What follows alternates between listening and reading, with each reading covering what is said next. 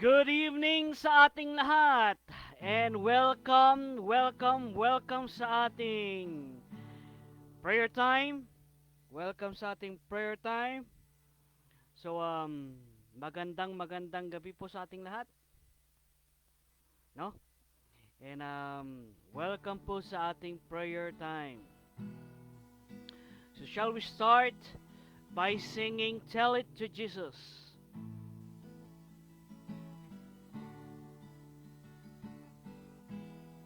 Magandang gabi sa ating lahat.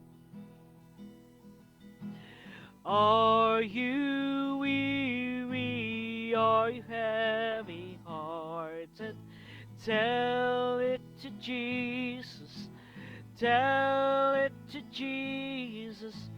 Are you grieving over joys departed? Tell it to Jesus alone. Tell it to Jesus. Tell it to Jesus.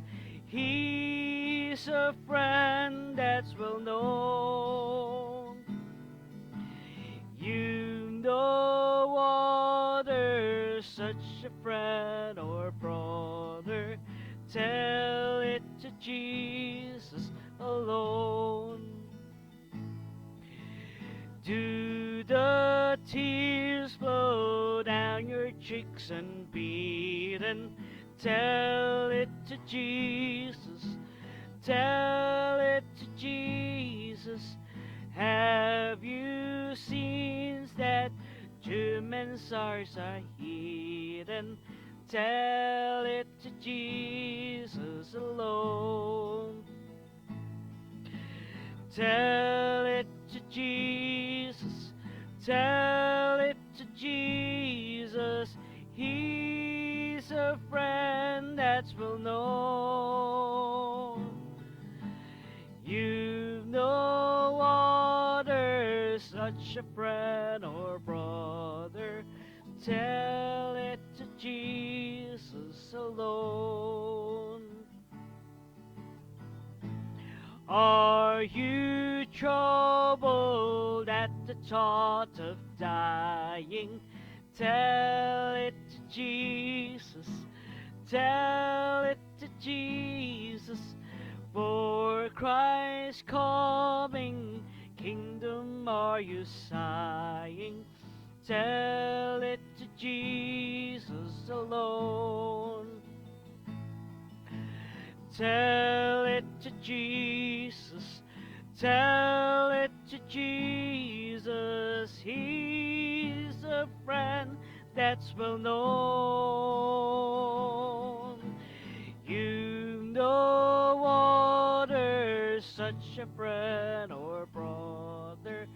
Tell it to Jesus alone.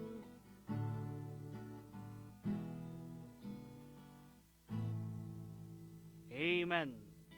One more song, then we'll sing Sweet Hour of Prayer. But before we sing Sweet Hour of Prayer, so let's pray. Father God in heaven, thank us again, Father God, for tonight. Thank us again, Father God, for giving us this opportunity to pray for one another and to have this time of learning and devotion to you, Lord God. To you all be the glory, honor, and praise. In Christ's most precious name we pray. Amen.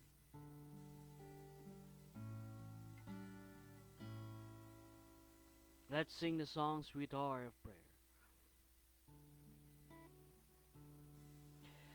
Sweet hour of prayer, sweet hour of prayer that calls me from a word of care and bids me at my Father's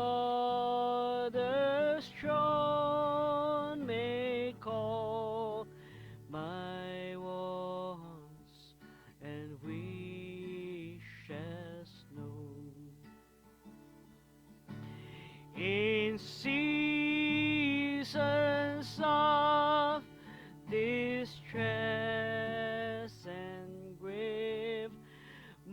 soul has often found relief, and of escape the tempter's snare by thy return, sweet hour of prayer, sweet hour of prayer, sweet hour of prayer, may I thy consolation share, till from Mount Peaks' lofty height I view my home and take my flight. This robe of flesh I'll drop and rise to seize the everlasting prize, and shout while passing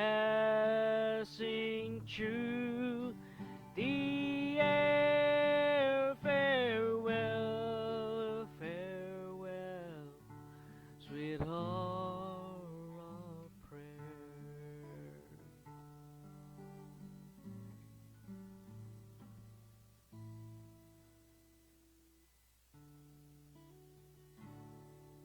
Amen.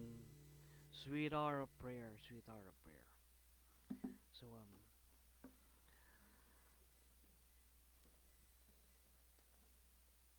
magandang gabi sa ating lahat, and welcome sa ating prayer time, where we could pray for one another. If you have any prayer requests, kung may prayer request po kayo, ay kindly write that on the comment box, and we would pray for that, ano? We would pray for that. So,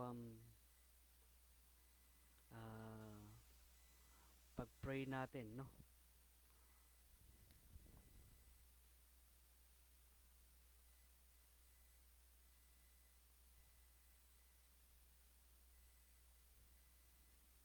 And, dagdag ko lang, baka makalimutan ko pa.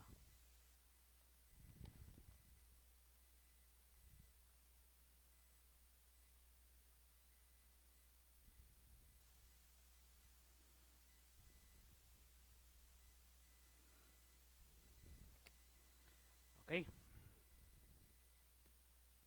So, magandang gabi sa ating lahat. Kindly open your Bible in the book of Matthew chapter 6. So, we'll go to our devotion first. Punta tayo sa ating devotion. And sa Matthew chapter 6. Matthew chapter 6 tayo. Yes, kindly pray for Matthew Bennett, no? Sa kanyang 2 months training. Okay. So, yun po.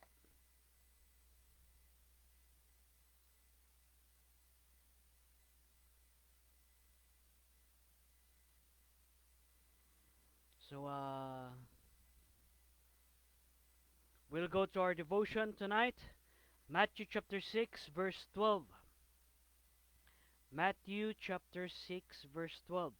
And we are in verse 12 last time, ay nasa verse 11 tayo.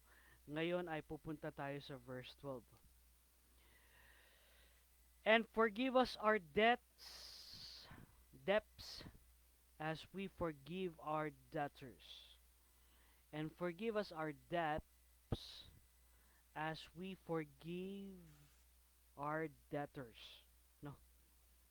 Let's pray. Father God in heaven, take once again, Father God, for this time. We pray, Father God, that you would enlighten us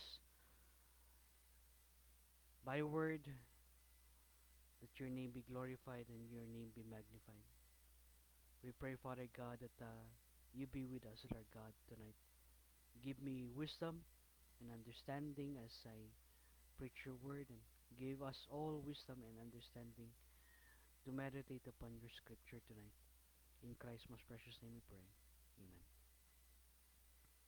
So, punta tayo sa ating meditation for tonight. Matthew chapter 6 verse 12, and forgive our debts as we forgive our debtors. Too often times ang debts ay referred to sin, ano? And forgive us of our sin as we forgive those who sin against us in the book of Luke. So, one thing na pinakamahirap gawin sa buhay is to forgive. Ano? Mas madaling magmahal, pero pag nasaktan, sabi nga nila, ay mahirap nang magpatawad. And isang bagay na napaka-importante sa atin bilang isang Kristiyano is we picture out Christ. No? We picture out Christ. And how Christ had forgiven us, ganun din tayo. How we, sabi mo na kung paano natin nakita yung forgiveness ng Panginoon sa ating buhay, ganun din tayo makakapagbigay ng kapatawaran sa iba. So that, sabi mo nang sa, the intense of sin na nagawa natin sa ating buhay, that would be also the intense of forgiveness that we could give to others. Of course, if we mourn for our sin, no? If we reflect upon our sins, kung tinitingnan natin ang ating pagkakasala, ay ganun din talaga ang ating maibibigay na kapatawaran sa mga tao na nagkamali at nagnanakit sa atin. Kaya nga, one thing, we are going already to a practical prayer sa pattern prayer ng Panginoon, no? Isang bagay, this forgive us our debts as we forgive our debtors. This prayer, ano? Itong prayer na to ay hindi pwede ipanalangin ng Panginoon because He has no debt. He has no sin. Prayer that is important. This prayer that Jesus could not pray. Why? Because He's the one that forgives sins. No? Siya ang nagbibigay ng kapatawaran sa kasalanan. Hindi naman siya nagkasala. Kaya nga, a debt is something we owe. As debt is something we owe. The word debt is a commercial term for financial debt. Matthew uses it here figuratively for sin. Marami tayong utang sa Panginoon. Kung titingnan natin kung gaano kalawak at gaano ka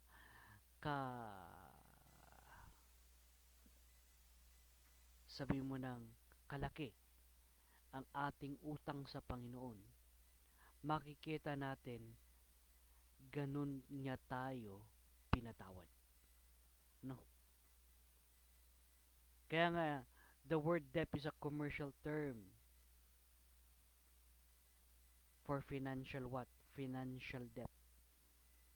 But it is used here in the book of Matthew to sin.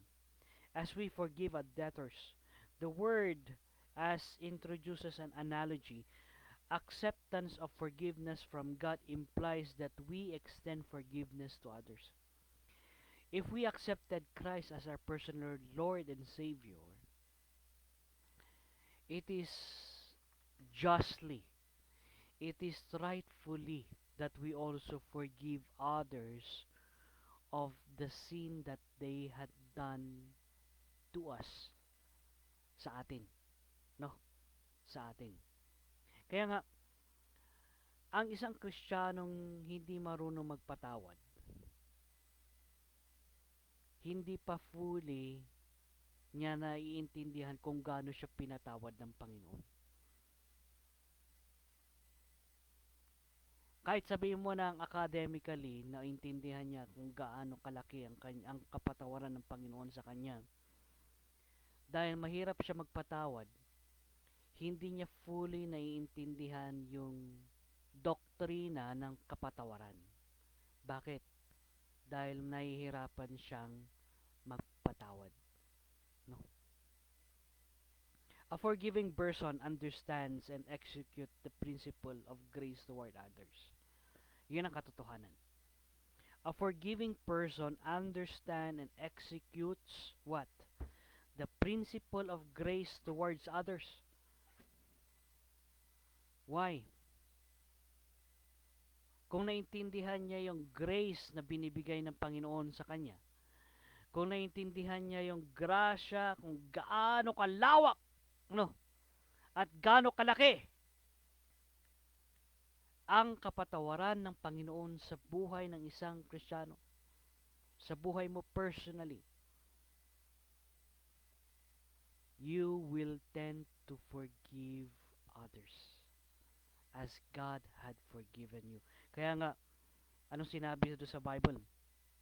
And be kind one to another, tender-hearted, forgiving one another, even as God for Christ's sake had forgiven you.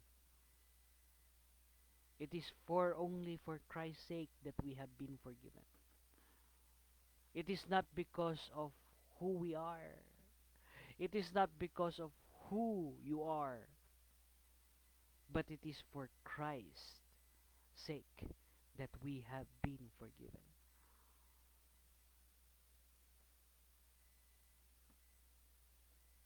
Kaya nga even as God for Christ's sake had forgiven you, if people wrong us, they do not have to come crawling to us for forgiveness. Yun ang minsan sa buhay natin.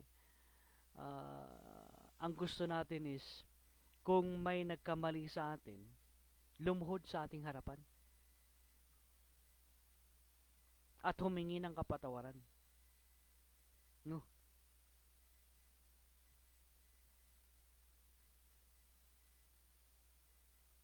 Ang tanong, nung humingi ka ba ng kapatawaran sa Panginoon, lumuhod ka ba? Every time na tayo ay nagkakasala ba, lumuluhod tayo sa Panginoon?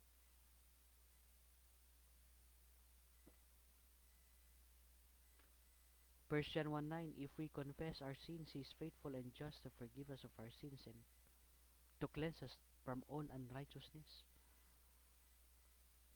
Kahit nakaupo ka nga, Lord, kahit nakadilat ka nga, nasabi mo lang, Lord, patawad. God had already forgiven. And yet, pag ang tao na nagkamali sa atin, ang tao nanakit sa atin, ang gusto pa natin is we want them to crawl, lumuhod, dumapa, para lang humingi ng kapatawaran. Parang mali naman yata. Ano?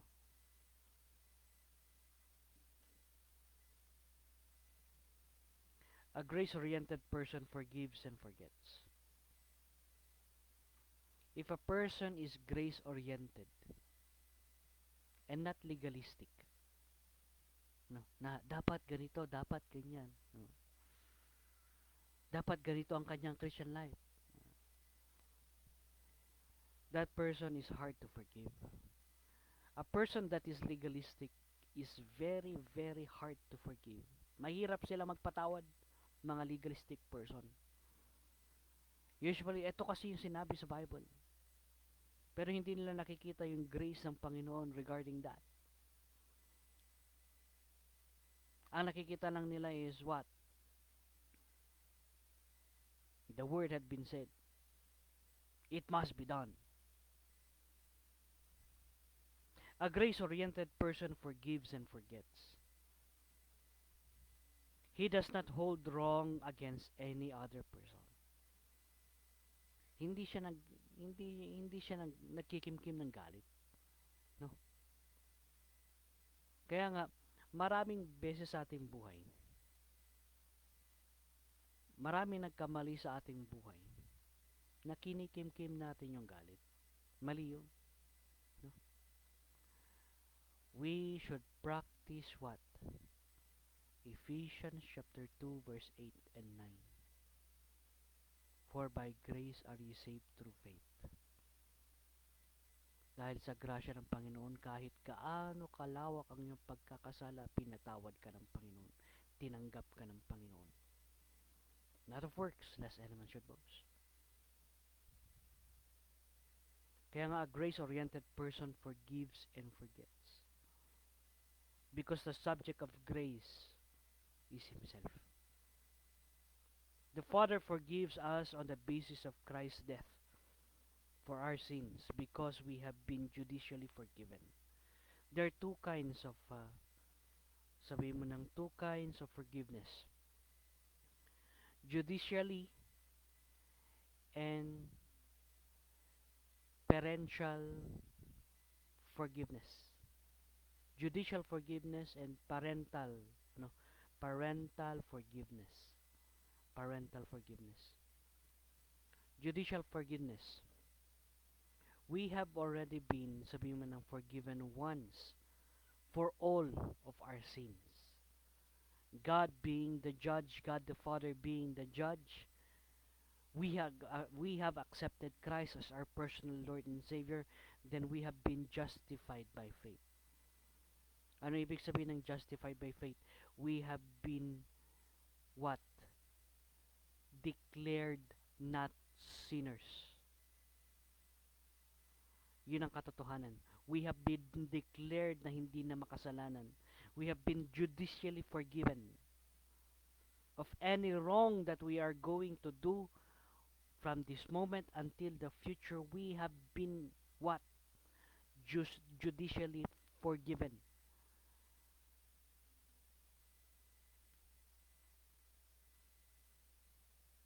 That the righteousness of God may be seen in us. Yun ang katotohanan. We have been judicially forgiven. That's the first kind of forgiveness. The second kind of forgiveness is what? The parental forgiveness. Parental. Parent. Parental forgiveness. Ano ang parental forgiveness? Ang parental forgiveness is daily that we have been forgiven, and daily every time that we sin, every time na tayo nagkakasala, ay binibigyan tayo ng kapatawaran ng ating Ama. Walang ina at walang ama na pag humingi ng kapatawaran ng anak ay hindi nagpapatawad. No? Kaya nga, may mga ina na ganun, pero may mga tatay din na ganun. Pero walang nasabihin na natin na talagang mahal. Yung parent na talagang mahal nila ang kanilang anak. Na hindi nila papatawarin sa araw-araw nilang pagkakasala. Araw-araw nilang pagkakamali. Yun ang parental forgiveness. Ang parental forgiveness is every time that your son, every time that your daughter sin, you tend to forgive and you tend to give grace. Why? Because that pictures out what? That pictures out Christ dying for our sins. Kaya nga when we forgive, no, we need to be honest when we ask forgiveness. When we ask forgiveness sa Panginoon, we need to be honest to God. Lord, this is my sin. Lord, this is what I have done. Lord, I have been impatient.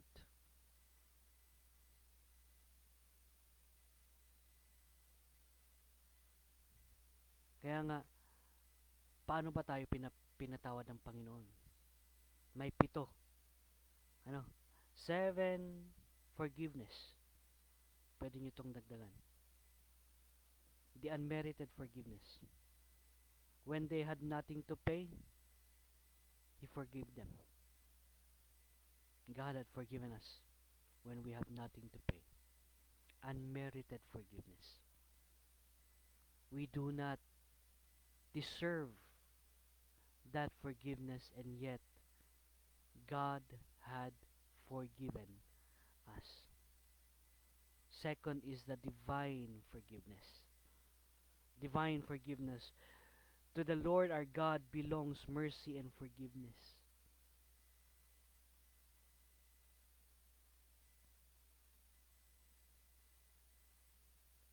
Etong divine forgiveness is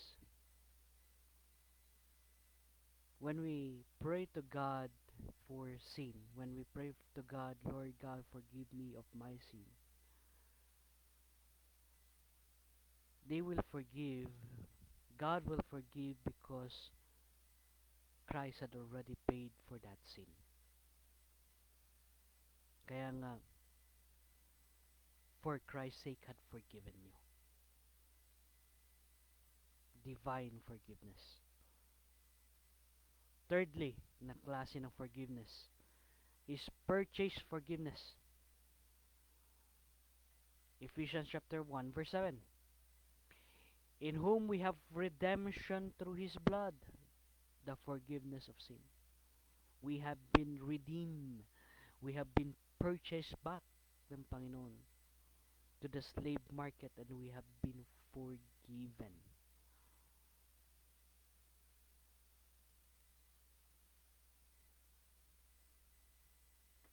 Next kind of forgiveness is free forgiveness. Libreng pagpapatawad. Hindi kailangan maghirap para patawarin ng Panginoon. It's free. No? It's free. Walang requirements as. Walang expiration date. No? Di kagaya ng mga modules. And kaya nga makikita din natin yung mga mga ipapalabas sa Facebook, yung tong bata na to, ano. Pero let's also take a look at yung bigat din ng mga teachers. Doble din ang kanilang trabaho. Doble din naman ang trabaho ng estudyante. Piman. No? Kung lahat ng subject ay may activity sila, talagang doble talaga ang kanilang hirap. Pero doble din ang hirap ng teachers. Kaya nga anong nangyari? Pressure ng teachers, pressure ng estudyante, pressure din ng mga parents. But we are living already in the end times.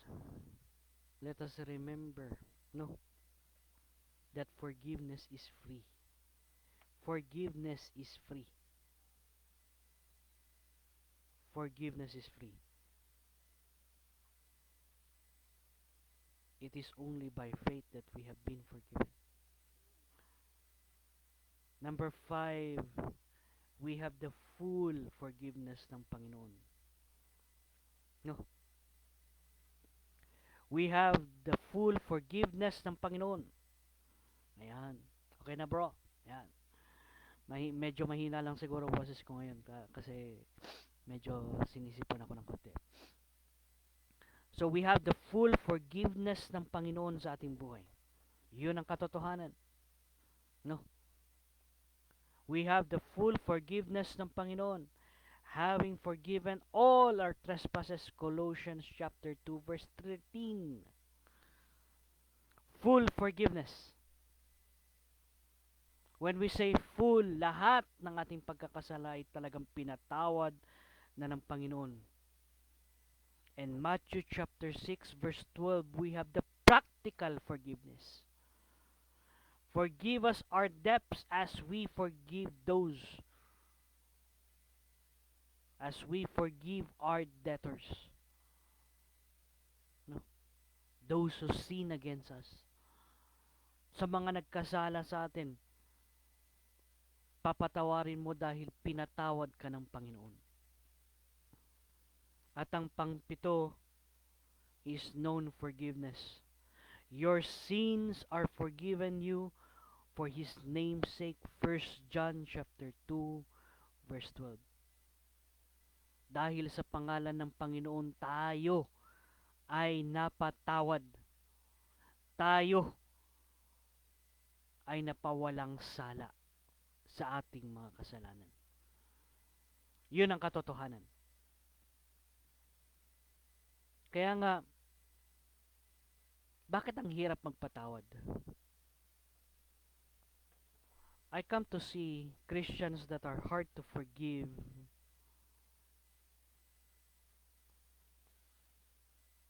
doesn't reflect much more of grace, but reflect much more of the legalistic side of the Bible. They need to do this. They need to do this. This is the standard. Kaya ang hirap nila magpatawad dahil this is the standard. But hindi nila nakikita yun, yung standard din ng pagpapatawad ng Panginoon na this is what Christ had done.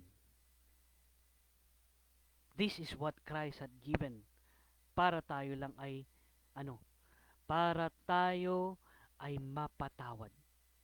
Yun ang katotohanan. That's the truth.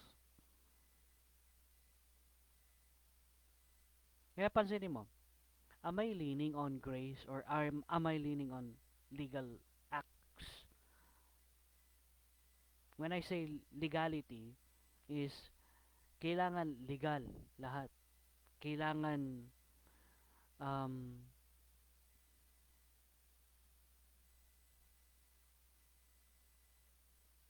when I say parang sa Galatian believers, they're leaning too much on the law rather than on grace. No. When I say law is ganito yun. Oh, a woman should be modest in apparel. Mga ganun. Eh, nakita mo lang yung isang kapatiran na hindi nag-modest apparel. Ay, ganito na siya, ganyan-ganyan na. Hanggang to the point na yun na ang tingin mo sa kanya. Why? Because you are legalistic. Ito yung mga tao na dapat ganito, dapat ganyan. Dapat may activity, dapat wala. Dapat ganito kalinis ang church, parang ganon. Sila yung mga dapat. No. Pero ang mga taong namumuhay sa grasya ng Panginoon, ay naiintindihan ko yan. Let us what?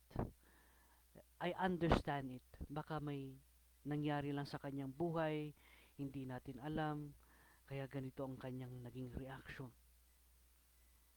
Doon mo makikita sa mga reaction kung sino talaga ang namumuhay sa grasya at sino ang namumuhay sa batas. Being legalistic or being graceful. Isang bagay na kailangan nating gawin sa ating buhay is we need to see more grace. Because Christ had forgiven us. Because God had forgiven us because of Christ. And that is grace. That is grace. No? Yun ay grasya ng Panginoon. Kaya nga, and forgive us our debts as we forgive our debtors. How are you forgiving others?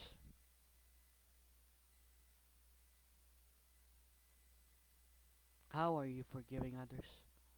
How are you practicing mercy? You cannot practice mercy unless you put out legalistic in your life.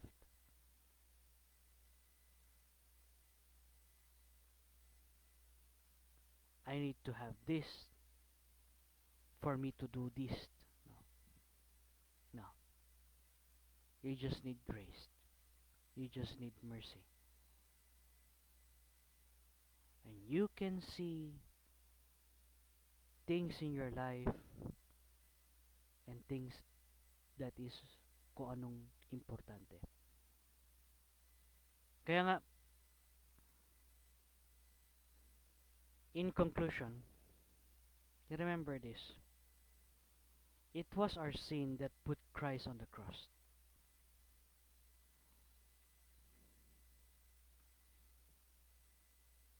It was our sin that put Christ on the cross. And it was Christ, and it was Jesus Christ, because it was Jesus Christ kung bakit tayo napatawad. Let us remember that. It is not by the law. It is not by standards, but it is by the Lord Jesus Christ. As the Father had forgiven you,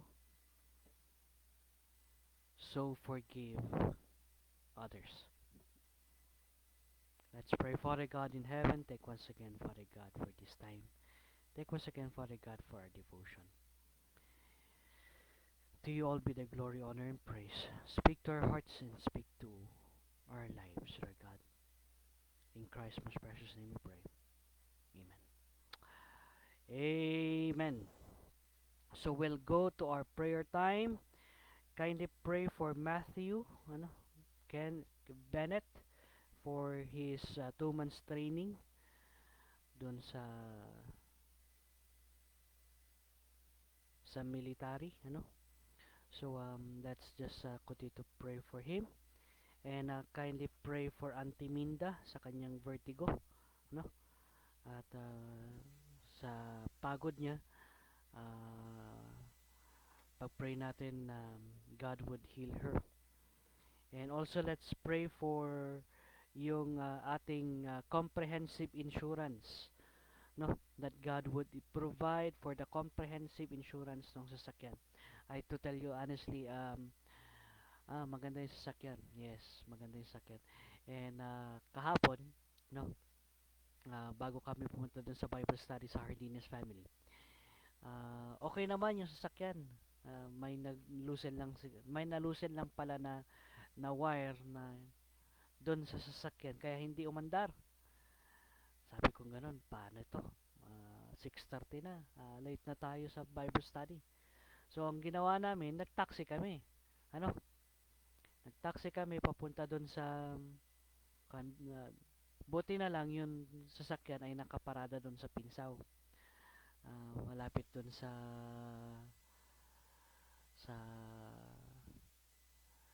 kila Kate at kila Mayon, no? So ang nangyari, nagtaxi kami papunta doon sa Bible study, and then okay naman, maganda naman yung Bible study kahapon doon. And at least praise the Lord for that. And nung pabalik na namin is hinatid naman na kami ni Brother Dennis doon sa Pinsaw. At dahil hindi pa rin umandar yung sasakyan, no, hindi pa rin napaandar yung sasakyan, ay natulog kami doon sa Pinsaw. At least praise the Lord, no. At meron kami pagtutulugan doon. And at yun, at least maganda rin, and at least masaya. And no kinamagahan, naghanap ako ng mekaniko, ilang shop pinapuntahan ko kay ng umaga. At yung isa, nag-response naman yung isa. And bigla niya nakita yung mistake. Kinabit niya lang, pwede na yan, sabi niya. Yun lang, kinabit niya lang yun. Napakaliit na bagay. yung PPE nung sasakyan na na kinabit niya lang, naalis lang, sabi niya ganon, kaya hindi rumarangkada. So kaya sabi ko ganon, anong ginawa mo? Kaya ganon. And sinabi, ito lang yung mali nun. Ay, kabit mo lang to. Ayan. Eh, siguro siguro may natulog na pusa dun sa loob. Nahila niya yon, hindi ko nakita. Ayan. Kaya hindi umandar. But praise the Lord for those little situations that you can see God's grace, and you can see how God really works. How God really works. Even to the smallest problem, no, uh, God is there. God is there. So praise the Lord for that. And let's continue to pray for the comprehensive insurance of that yung vehicle na yun, para kung sino man ang gagamit at sino man ang sa church, of course sa ministries ng church, pag nakabangga man o nabangga yung sasakyan, ay hindi natin masyadong poproblemahin yung gastusin dahil naka comprehensive insurance. And ang halaga nun is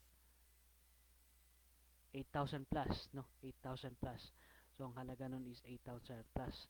So kindly pray for that, no? Kindly pray for that. Yun ating comprehensive insurance para dun sa sasakyan. Okay? So we'll go to our time of prayer and pray with me, Kindly pray with me. So at least kahapon ay nag-chemotherapy na naman si Auntie Virgie, and let's pray for strength and recovery, fast recovery sa kanya, no? Sa kanyang chemotherapy. Nung Tuesday pala, hindi kahapon, nung Tuesday, no? So pag-pray pa rin natin yung um, kanyang recovery. Of course, let's also pray for ayun, yung Bible study din nun sa Crystal Cave, at least kayo na siguro meron. And pag-pray natin na ma-resume din natin yung mga iba nating Bible studies. Okay, so shall we go to the Word in prayer? Let's pray. Father God in heaven, we are thankful, Father God, for your mercy. We are thankful, Father God, that you have forgiven us. We are thankful, Father God, that you are the God that in any kinds of sin, any depths of sin, we have been forgiven. Lord God, as we come to you tonight in prayer together, we pray, Father God, that we would give this sacred time in prayer for you, that we would be one in our hearts, one in our minds, Lord God, to pray for one another because of your grace and because of your mercy.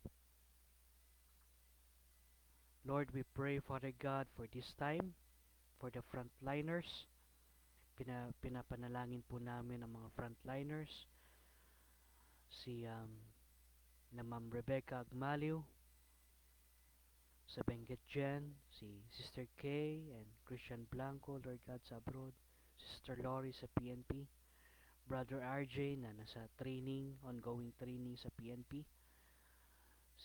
si Ate Cheryl Dakanay, Lord God, sa Australia, si Ma'am Josephine Fawayan, si Auntie Josephine, and si Jana Joe Fawayan, Lord God, sa Provincial Health Office, si Casual Garcia sa US, si Andrew Malia, si Helen Malia, si JB Malia, si Brother Mark Garcia sa PNP, Panginoon, si Carl Panganiban, Switzerland, si Ma'am Juliet Widwidan, Jordan Hugo, Mary Rose Fashion, Kiziko, Nicole, Nikki, Alan, and Buena Lagrana, Donna Bentres, and Estela Co, and Sunny Aquino, and Thea, and Angela, and Manilin sa San Fernando, and Cherish Dizon sa Pampanga, and my brother, also Markel Dakanay, Lord God, ng mga frontliners that are working. We pray, Father God, that you would continue to give them wisdom, understanding, comfort, and strength, Lord God, also with my sister-in-law, Lloyda Dakanay, Lord God, that you would, ito mga frontliners na to, Lord God, that you would continue to be with them, Lord God, as they are on the front line, Lord God.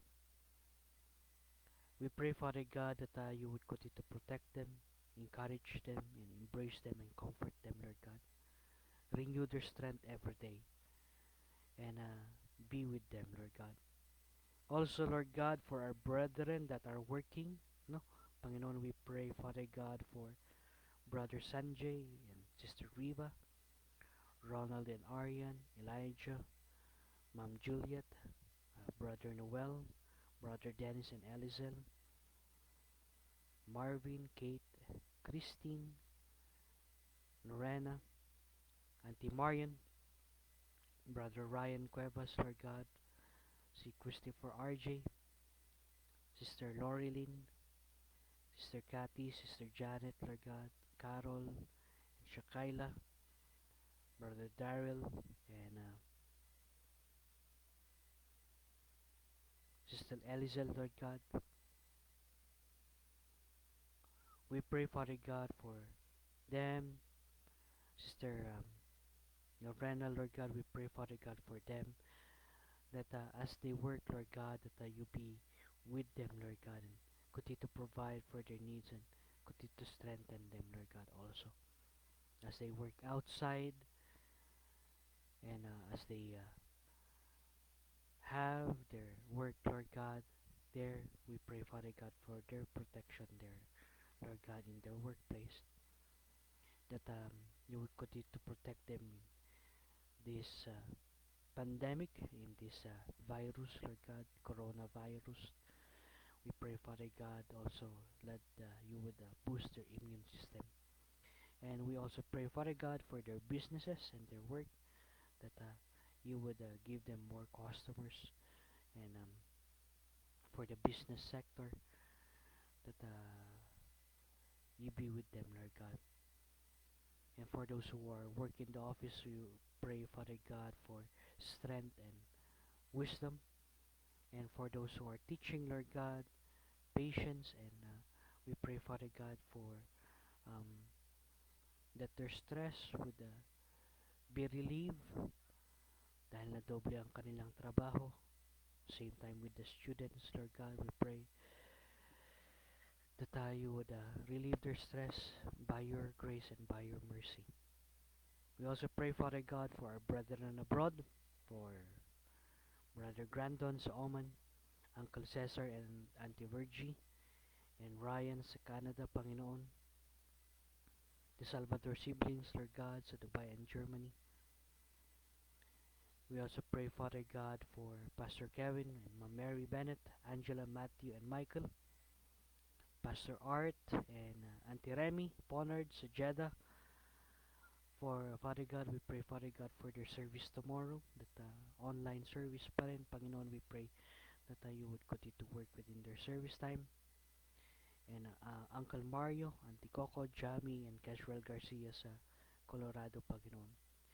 We pray, Father God, for them, that you would continue to provide and protect them, Lord God, in any way, Lord God, for their needs, and protect them from um, the pandemic also.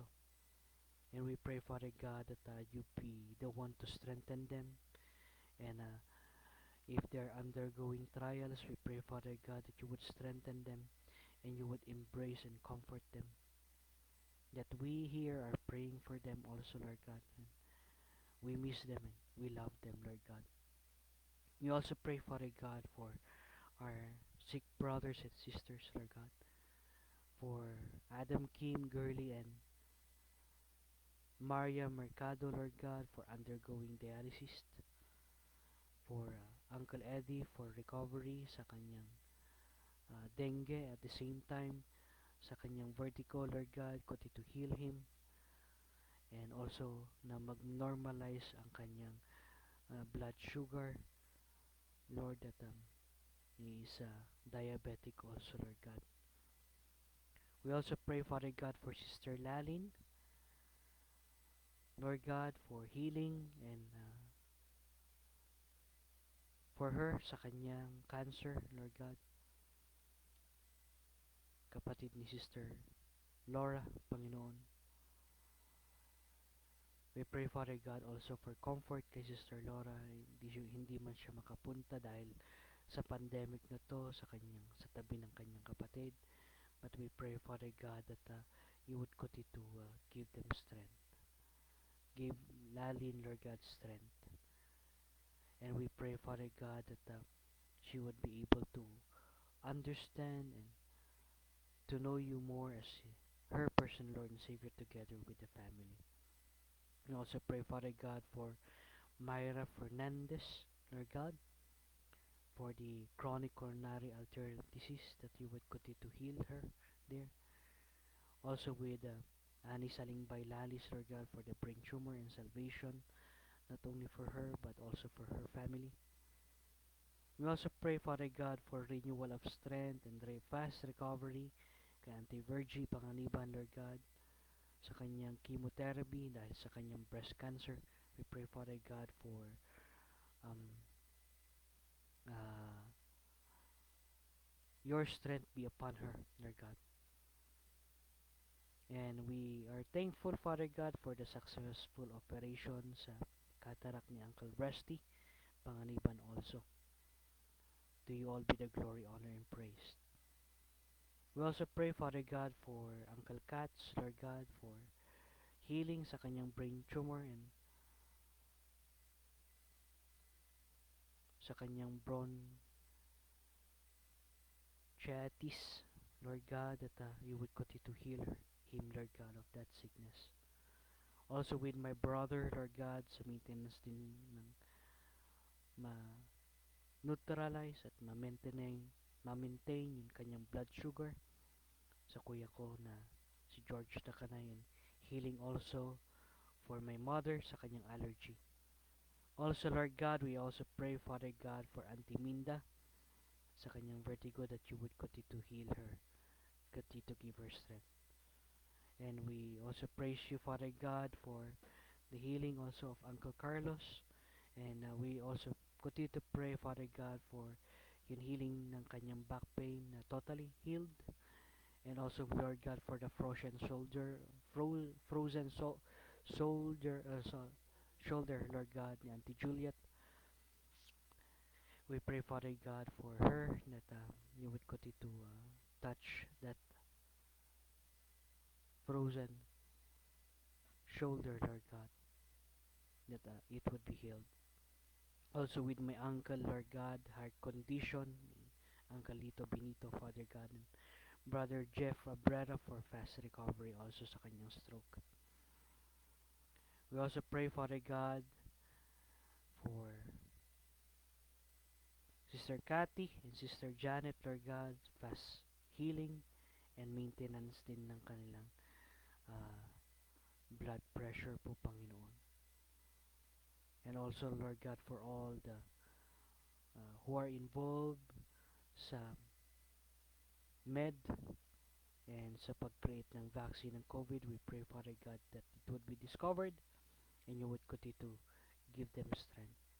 Also, Lord God, we are also praying for our ongoing Bible studies sa Longlong, and every Monday morning, Lord God, we pray, Father God, for that you would continue to use us with Uncle Carlos for that. Also with the Flores family, every second Tuesday and every fourth Tuesday of the month, and the Hardiness family every first Wednesday and third Wednesday of the month.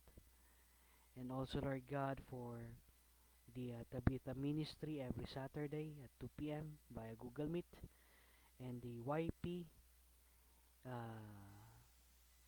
Fellowship, Lord God, via Discord every Friday at 7 p.m. We also pray, Father God, for our visitors that had come, that they would come again every Sunday, and they would enjoy the fellowship and enjoy having to hear word and having to pray with us, Lord God. Also with the Bible studies at Crystal Cave also, and every Monday and Wednesday visitation. We also pray, Father God, for the resume sa Bible study sa Caroy family, sa Carantas Compound, and sa Erlano family, Lord God, sa Camp 7.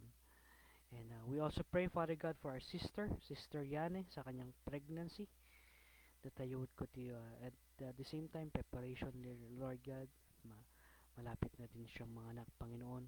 We pray, Father God, for strength, and you be with her, and continue to uh, give her strength, Lord God. Also with the wedding preparation of Christine and Brother Michael, Lord God.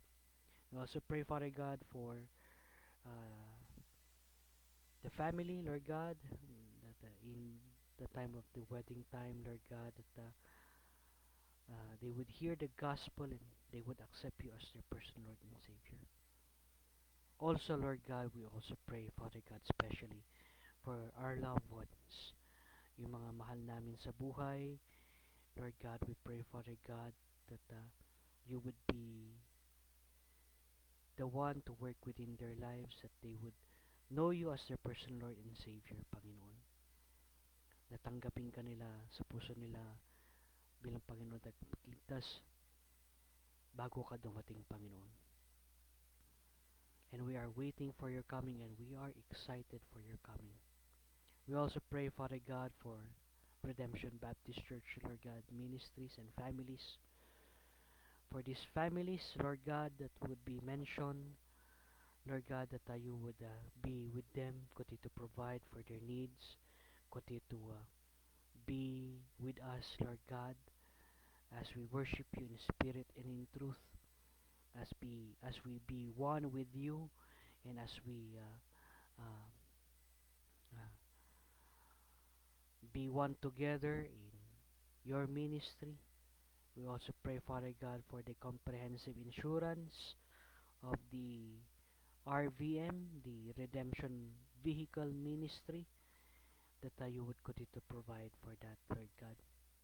We also pray for these families that would be mentioned, Lord God, the Awas family, Peter and Arlene and the kids, the Bautista family, Uncle Heck, Auntie Ida, Brother Carl, Brother Elijah, Bernadette and Sean, the Batiga family, Lord God, Marge, Baby Chino and Yumi, Benito family, Feli, Lord God, my mother, my sister Shakaila and Carol, Laurel Bulos, Lord God, family, and her family, Lord God, Bugarin family, Sanjay, Riva, and Ralph, and Sabina, Karoy family, Lord God, Gary, Brother Gary, Sister Rose, Hannah Kim, and Brother Nelson, Sister Lorena, DJ and Mia, and Sister Glenda and Sister Rhea, Lord God, also. For the Sistona family, Lord God, Uncle Carlos, and Auntie Juliet, Sister Kay, and Brother Christian Blanco, Lord God. Also with the Segaral family, for Christopher RJ, and Brother Ryan Cuevas, and Duldulao family, Lord God, Uncle June, Auntie Minda, Karen, Grandon, Lord God, and Brother Pastor Jeff, and Sister Kay, Lord God. Also with the Dumalyang family, Lord God, for Uncle Cesar, Auntie Virgie, Ryan, Ronald, and Aryan. And the Dumali family, Sister Mary Jane, Kenward, and Kizaya, and Karen, Lord God. Also with the Erlana family, Carol, Althea, and Yuri, Lord God. Also with the Fawayan family, Lord God, Kate and Mayan, the Froderisa family, Sister Lorena, William, Jack Ian, and Brother Jerome, Lord God. Also with the Garcia family, Brother Mario, Auntie Coco, Sister Casual and Jami, and the Tolentino family, Yorlin, and Eric, Manuel, Sophia, Candice, Miguel, and Angela Rain, Lord God. Also with the Lasang family, Uncle Ed, the Evelyn, Ruth, Joshua, and Justus. Hardiness, Lord God, also. Brother Dennis, Elzel, and Aizen, Lord God. And Sister Elsa Moratal, Sister Christine, and Mike, Lord God, Soriano. Pastor Art, Lord God, the Ponard family. We pray, Father God, for Auntie Remy, Pastor Art, and Yura, and Brother Daryl and Yana, Lord God. Salvador family, Lord God, Lance, Uncle Lance, and the Grace, and their daughters, Lord God, and si Sai, Lord God. Also with Novi, sa kanyang med school, we pray, Father God, for her, that tayo would continue to give her wisdom. Also with Sebastian family, Brother Reg, Amy, and Amiel, Lord God. Also with Tanglao family, Lord God, Brother Marvin, Dinah, Sister Dinah, Sister Desire, Lord Christine Desire, and Yesha Hope. And the Obina family, Sister Kathy, and Vergara family also with Brother Noel and Sister Lorby and Amihan Matcha, Lord God. And Sister Janet and family, and Girly and Elsie Mejia and family, Lord God. We pray, Father God, for these families, Lord God, that you would continue to be with them and be with us, Lord God. Also with our family, Lord God, with me, my wife, and Naham. We pray, Father God, that this RBC family would grow together, would stand together, and be renewed together, Lord God. Continue to provide for these needs, Lord God, of this church and these ministries that you had let us handle, Lord Panginoon. We also pray, Father God, for our youth, Lord God, si Thea, si Christine, si Mayan, si Karen, si Kizaya, si Shane, si Jensen, si Lugay, Panginoon, that are attending the Salingbay brothers and sisters, Lord God. We pray, Father God, for them, that you would continue to work within these young people, Lord God, that you would remove the stress of the modules sa kanila. At the same time, give them your mercy and grace and strength for their modules and their yung kanilang um, mga lessons po, Panginoon, sa school. We pray, Father God, for strength also. Also with the babies and children, Lord God, and every Sunday na natuturuan sila ni Sister Mayan, Lord God. We pray, Father God, for the lesson every Sunday, Lord God, na kayo din po, Lord God, ang magbigay kay um, Sister Mayan, Lord God, ng lesson nila every Sunday para sa mga bata.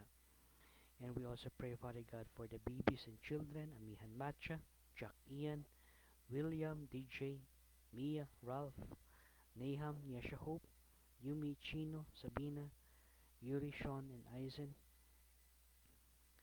and yung Hannah, and yung mga anak din ni Brother Peter, Lord God, that you would continue to be with them as they've been taught by your word, that they would grow in grace and your knowledge, and they would see, Lord God, that your word is true. And we also pray, Father God, for the salvation of these kids, Lord God, that it would be confirmed and that they would also be saved, Father God.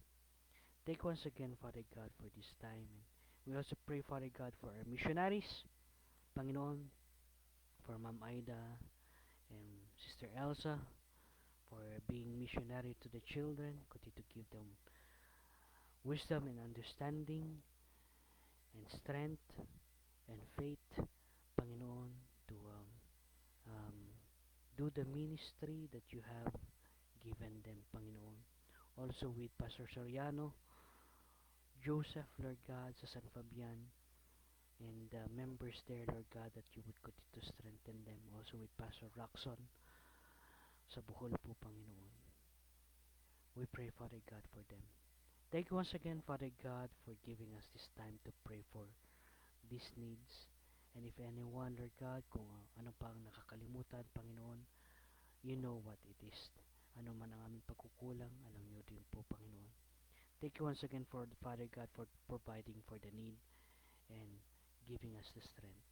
In Christ's most precious name, we pray. Amen. Amen. God bless us all and good night. See you again Sunday morning para sa mga young people. See you tomorrow. Ano? So, let's enjoy our time tomorrow mga young people at 7 p.m. And sa mga ladies ay 2 p.m. kayo sa Saturday. Okay. God bless us all.